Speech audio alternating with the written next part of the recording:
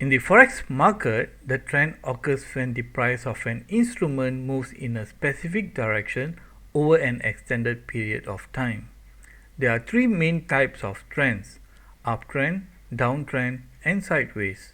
In an uptrend, the market creates higher highs and higher lows, where each top is higher than the previous top and each bottom is higher than the previous bottom.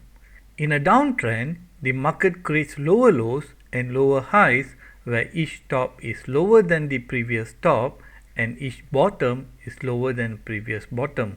In a sideways market, the price does not move upwards or downwards. Instead, it moves in a range with approximately equal highs and lows.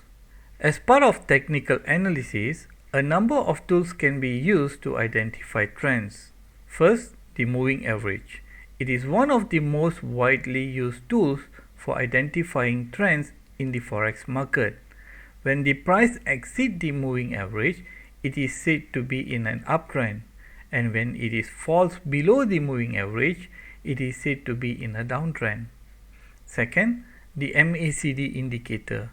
When the short-term moving average is higher than the longer-term moving average, the market is likely headed higher, and vice versa if it's heading lower. Finally, the average directional index, ADX. When the ADX is below 25, the trend is weak, and when it's above 25, it indicates the trend is strong.